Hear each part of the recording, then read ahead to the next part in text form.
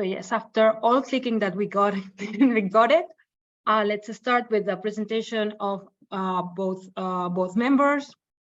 So Glitch and ENAR are part of the AI Fund, which is the organization or the organization that is funding us. And to be honest, we met in one of the sessions, and I remember that Gabriela at that time, like she approached us and she said, "Hey, I would like to propose you. I have one idea, and I would like to propose you this kind of topic. What do you think?"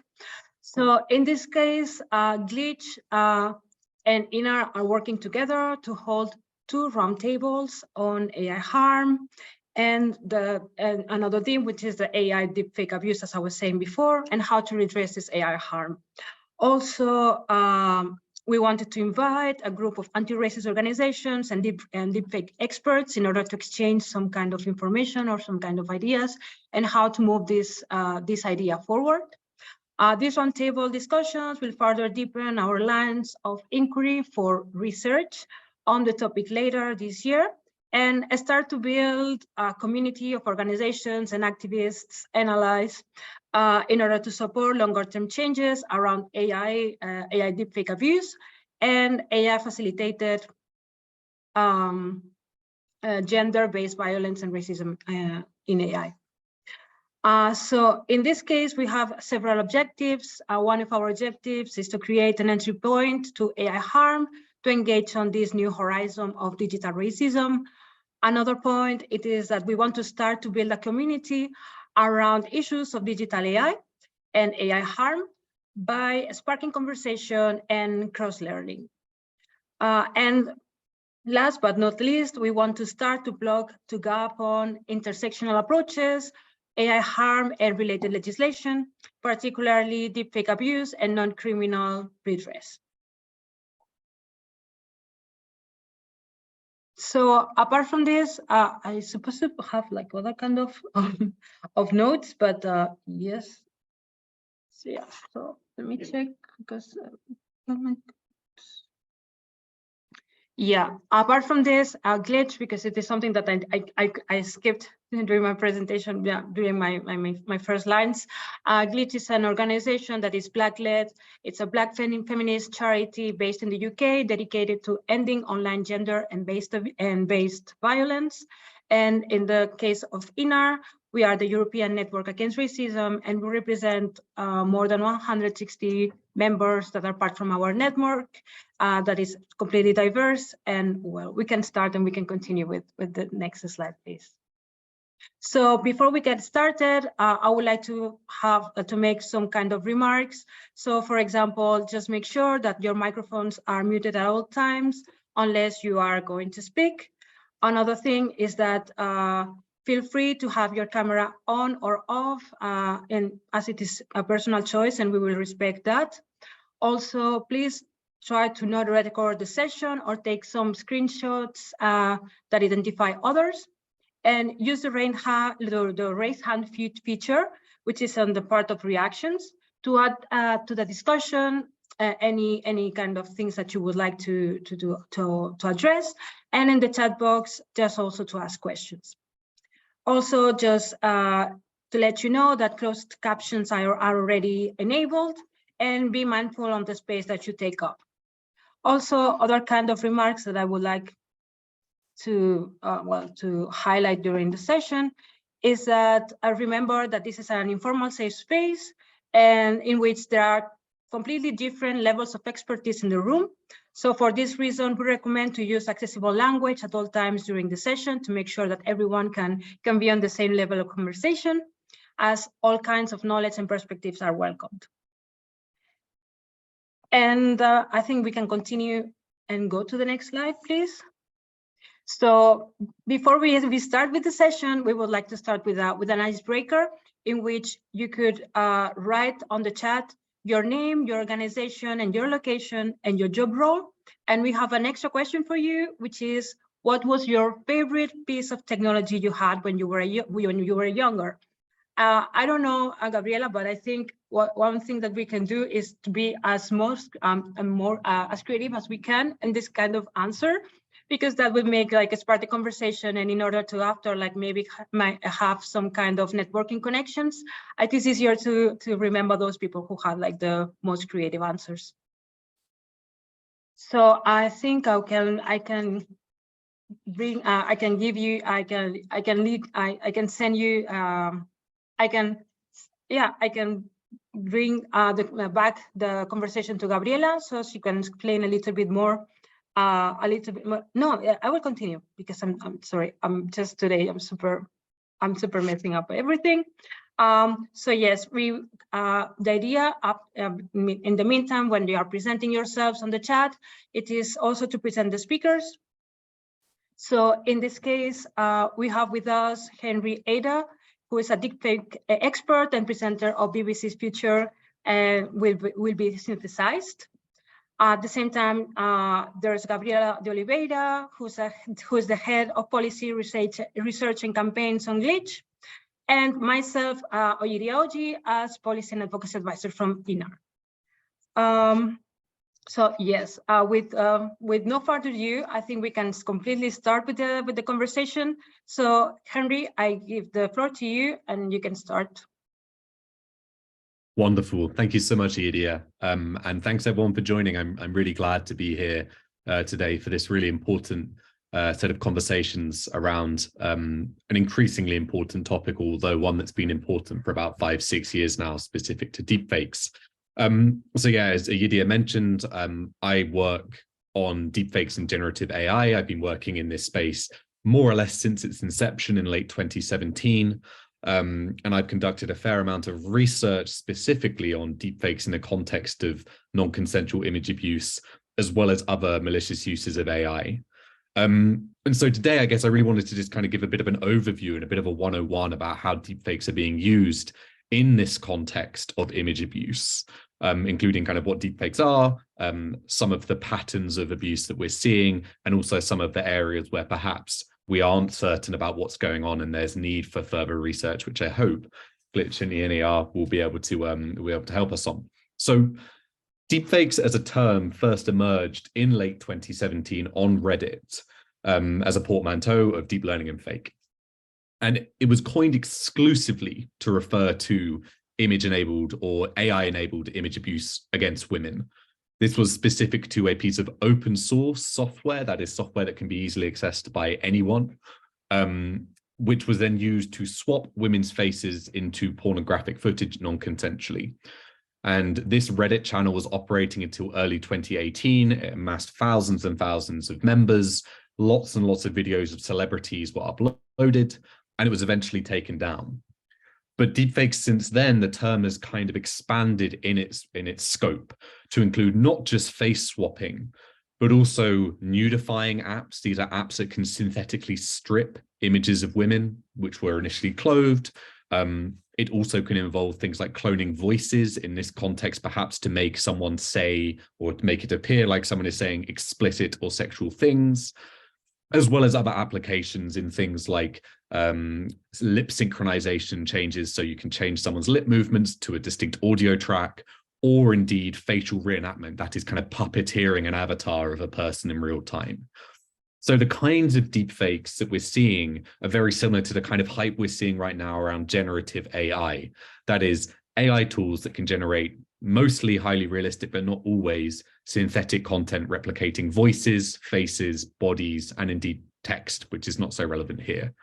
You might be thinking, well, what's so significant about this? Why is this so much different to what we've seen before with things like Photoshop? You know, unpleasant individuals online have been photoshopping celebrities' faces and heads onto, you know, naked bodies for a while. What's so different here? And so there are three key points here to think about. So one is realism, right? The realism that can be achieved using AI, both on a photorealistic basis in images and video, but also when it comes to voice audio, is unprecedented in the history of digital technology. The outputs that can be generated now are sometimes indistinguishable from real content. And even in the cases where it's not indistinguishable, it can still be very viscerally like a person and can still do a lot of harm on that basis. So the tools for doing these kinds of manipulations, as well as the quality of the outputs they can generate, are unprecedented. Another point is efficiency. So when these tools were first released, as when I mentioned back in 2017, these models were really hard to get to work well. You had to build big data sets of images of the person's face, and you had to be a bit of a computer expert or a programmer to really get the tools to work properly. Fast forward to today, and a lot of these tools require just one image to synthetically strip a woman. They may only require one image of their face to swap their face into pornographic footage. And there are many tools now that make the workflow of creating deepfakes much easier if you wanted, or if you were creating a more bespoke form of content. So these models are much more efficient than previous approaches, and indeed easier than using something like Photoshop for many people. And then the final point, which I think is the most important here, is about accessibility. These tools have been gamified and democratized in a way that has radically increased the volume of deepfake pornography or deepfake non-consensual content online. And as we're seeing again right at this moment with tools like Stable Diffusion and DALL-E and ChatGPT, the commodification and democratization of these tools is radically changing other use cases too. And so in a world where deepfake image abuse tools can be accessed on your phone, on a web app, within a few clicks to getting the deepfake image abuse content at the end, that is fundamentally changed the game. So my research in this space has really been about, since 2019, has been about trying to understand the landscape of harm. A lot of people have been concerned about deepfakes in politics, in disinformation, cybersecurity, right? People worrying that they're going to leak before an election and cause a result to change, or someone's voice could be cloned to try and scam someone. And I really wanted to get to the heart of what was actually going on the ground, right? What the landscape really did look like. And so in 2019, I wrote a report called The State of Deepfakes, which found that at that time, 96% of deepfakes online were indeed pornographic. And most notably for this session, almost all of them, near 99.99%, were targeting women. So this is a highly, highly gendered problem. We also found that this is a global problem. This is not something which is exclusive to a particular region of the world. And because of the nature of the internet, and because people now have their, Instagram accounts, social media accounts, it's very easy to target anyone who has some kind of social presence online. Further research I did in this space found that, as I mentioned a minute ago, the accessibility was radically changing, not just the amount of content being generated, but who was being targeted. So initially, as I mentioned, celebrities were the main targets of these videos, being created for a wide audience of people on these platforms. But as the tools became more accessible and became embedded into apps like Telegram or on web apps that you could access incredibly easily and intuitively, private individuals were increasingly becoming the victims. And indeed, I identified this bot on Telegram, the messaging app, which allowed users to synthetically strip images of women just in a couple of clicks or taps on a screen. And 63% of users, when polled in this community online, mentioned that they were using it on women they knew in real life. And indeed, from the research we were doing, we were finding that the images that were being generated could be traced back to social media profiles. And incredibly concerningly, there were a lot of pictures of people who were clearly underage, who were young women or girls. So the accessibility level there has really changed who is being targeted. And that's a trend that we've seen continuing as these tools have become even more accessible. One website for doing this kind of synthetic nudifying had 38 million hits in 2 months since its launch back in 2021, and is still online and unfortunately still thriving as both a business for the creators and a way for people to target women. So these tools are incredibly accessible now. They're scaling with their impact, and we're seeing more and more stories coming out of people being targeted in day-to-day life. And these are tools that ruin lives, right? This is a form of digital sexual harassment. For me, it's a form of digital rape in many cases. And victims are increasingly suffering traumatic and reputational harm from this kind of content being created. Now, I continue to monitor this space. I continue to do this research, but there are some open questions that we really do need to consider, and we really do need to kind of have some better answers and better understanding of. And those are specific, I believe, to the racialized and ethnographic, I guess, aspects of how this content is being created and why. So some of the big sites for hosting this content will focus on specific women from specific parts of the world. We've seen, for example, K-pop singers from South Korea being a significant targeted group. But there are some really open questions about, for example, how are certain minority groups potentially being portrayed in this kind of content? Is there a certain racialized or racist inference or implication to the kinds of content that people are being swapped into? There's also a question about whether resources and support networks for women in different parts of the world are sufficient to support them, and that includes legislative action, And then there are also questions around how these models are being trained, potentially specifically to target certain kinds of women from certain backgrounds. So there's lots of interesting and very important questions that we need to be getting better answers to better support victims and to better put the case to lawmakers and people in positions of power who could be doing something about this. I guess I just want to end by saying that, working in this space as I do and speaking to the people I do, we've come a long way in terms of championing, women, or rather alerting people to the problem that women are suffering from when it comes to deepfakes. But it still is a challenge sometimes to get people to understand that by far and away the biggest victims right now, not in the future, of this technology are women. And until that message is clearly spread, I think we're going to struggle to get the real buy-in that we need on all levels of society to deal with this problem. So I really hope that this work with Glitch and ENAR is going to have a valuable impact in that regard. Thank you.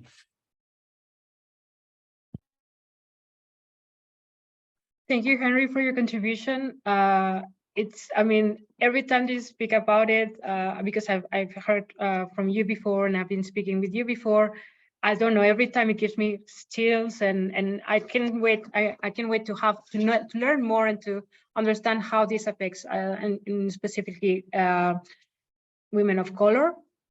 I would like to speak also and to talk a little bit about the links of AI harm with ENAR and specifically with ENAR network. At ENAR, we usually speak about how systemic is the racism that many communities are suffering in Europe. And also we always link it with the harm that historically these communities have been experiencing, and as marginalized communities, but also of how this has been a part of their lives through all these years.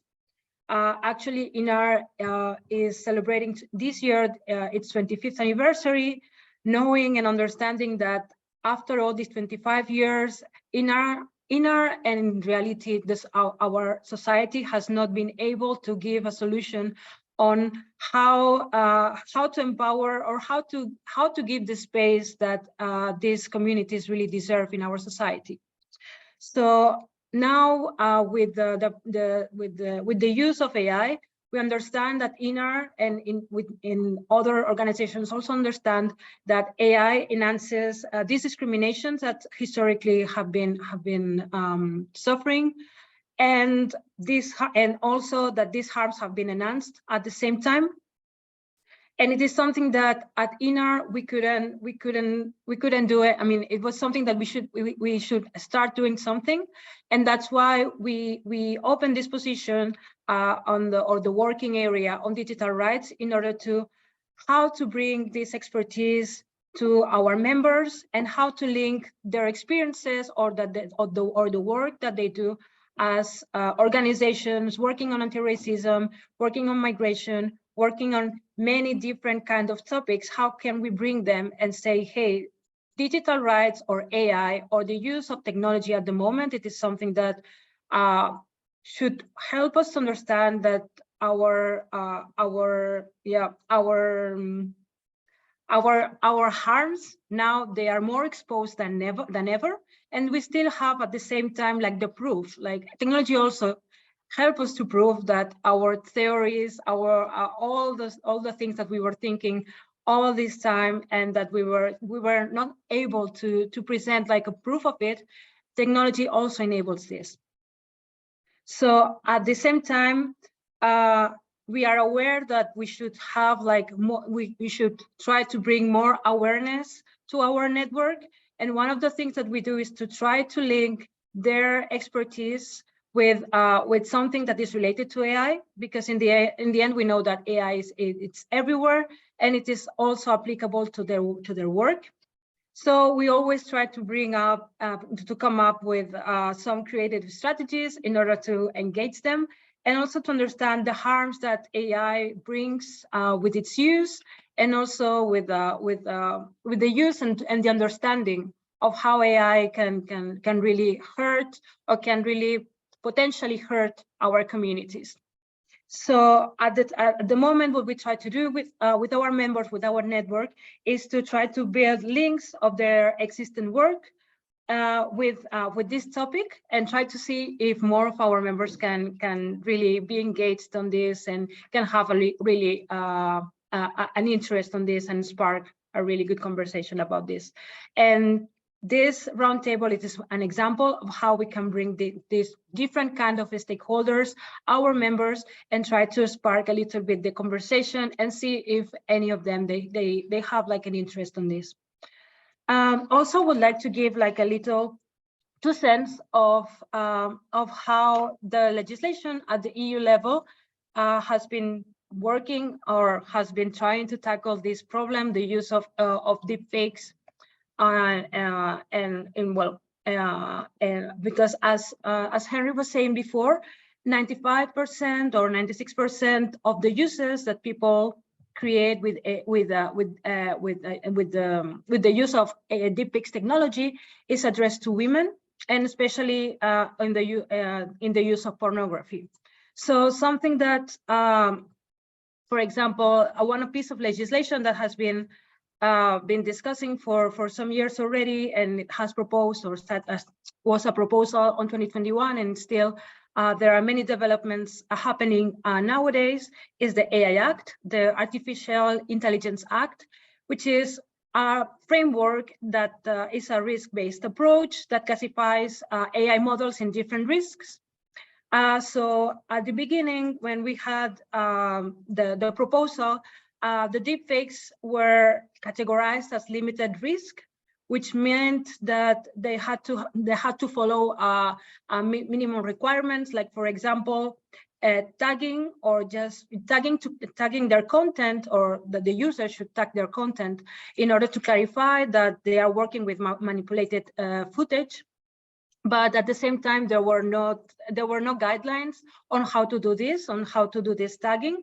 So, and at the same time, there were no measures against those users who failed to meet transparency requirements.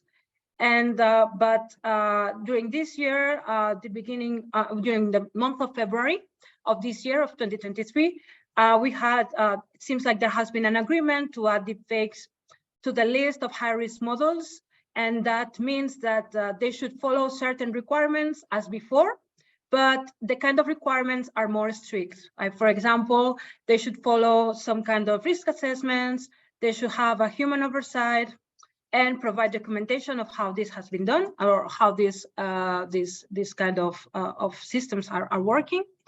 And also, I would like to talk about the directive on gender-based violence, which is a proposal that came out on 2022, and which it seems like that has a more promising solution.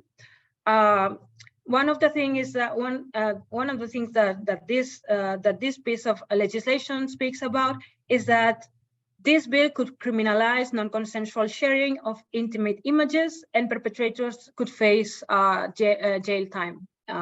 It is something that it's completely an advancement in this case. But however, there are certain kind of gaps that this directive it has been foreseen that it will have, which is that does not cover nudity that is not explicitly sexual, or that has a non-sexual imagery, and that is not wholly nude. So these two kind of perceptions are not taken into account in this directive. And at the same time, It only foresees material shared to a multitude to a good number of users, to a multitude of users. And for example, if you share this content with a single person, this is considered that it's not going to cause great harm, which is not true. In the end, we know that the people, especially women, who have known that their images have been online without their consent, already have especially a many psychological harm and also their reputation has been damaged because of this kind of images.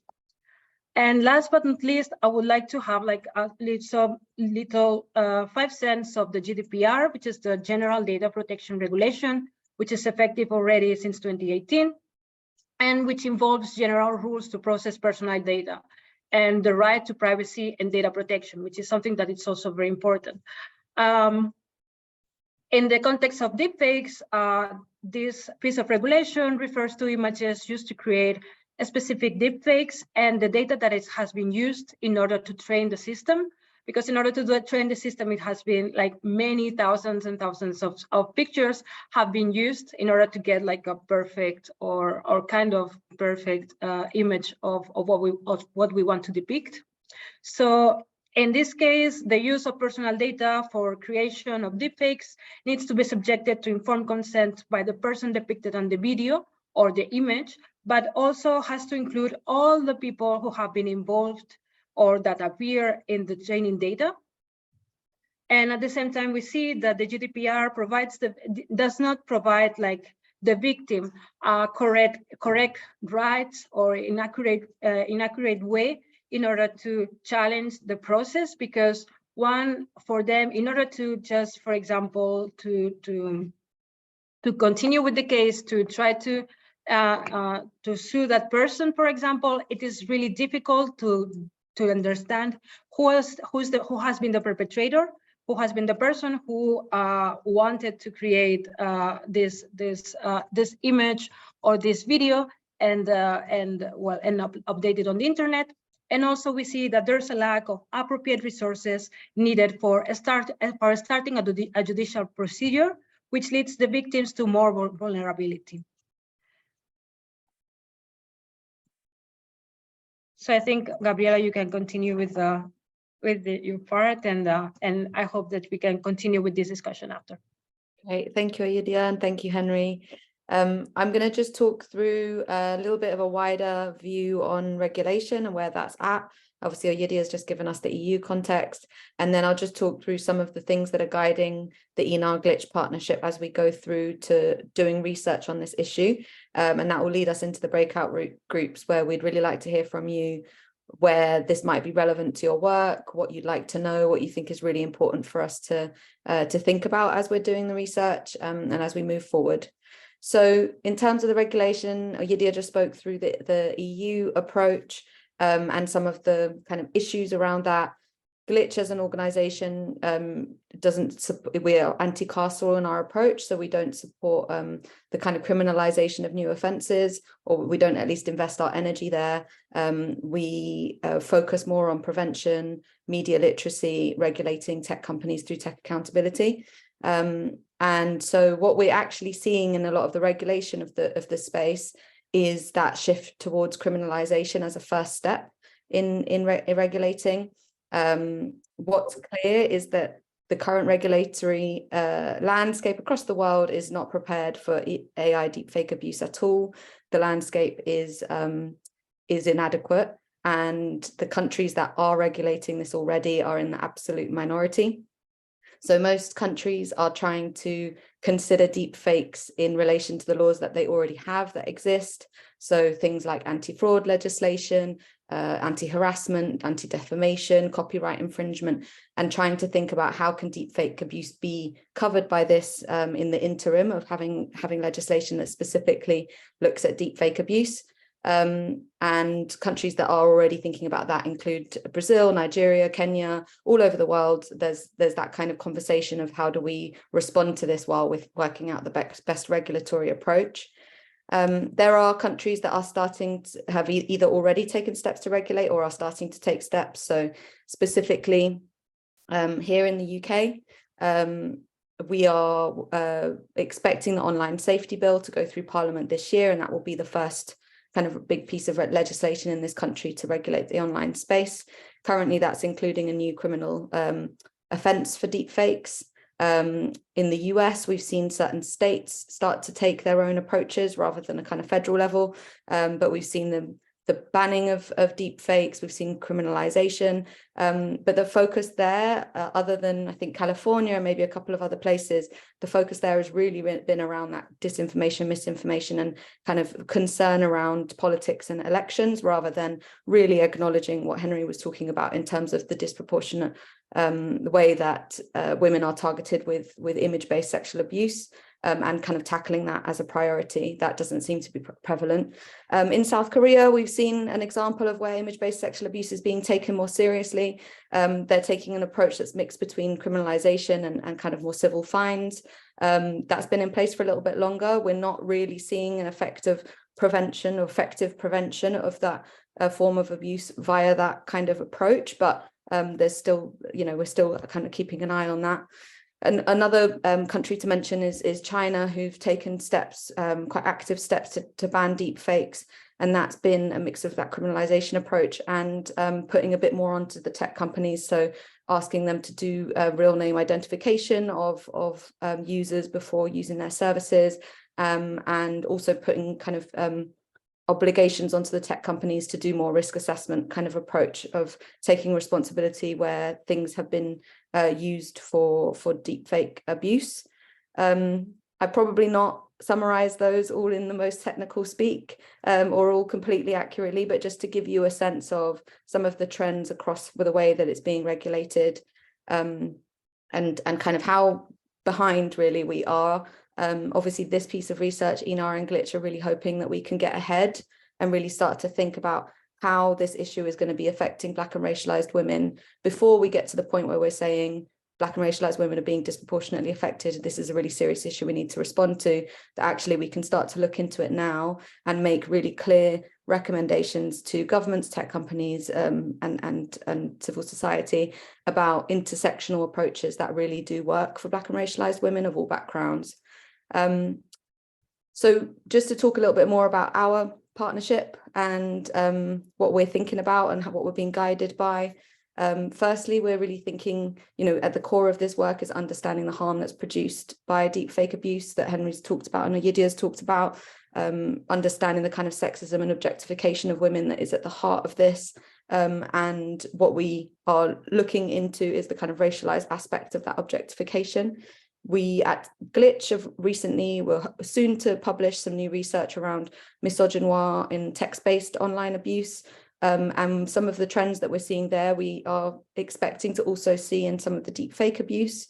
So that includes things like AI deepfake abuse against kind of targeting Black and racialized women is likely to be increasing, in line with some of the things that Henry has shared in terms of accessibility of these tools and the types of people that are being targeted. We also think that given research that's shown the increased level and disproportionate level of pornographic materials that shows sexually violent or aggressive material featuring Black women, that actually using the current material that's available online, it's much more likely that Black and racialized women will be targeted with more sexually violent AI deepfake content and abuse. We also want to think and explore about the different experiences of different groups of Black and racialized women. So specifically around, again, a trend that we know that exists in pornography, where Black trans women and people are likely to be fetishized and dehumanized through that content. And again, what kind of AI deepfake content might come out that's targeting trans people. And then also thinking about Black sex workers and sex workers in general.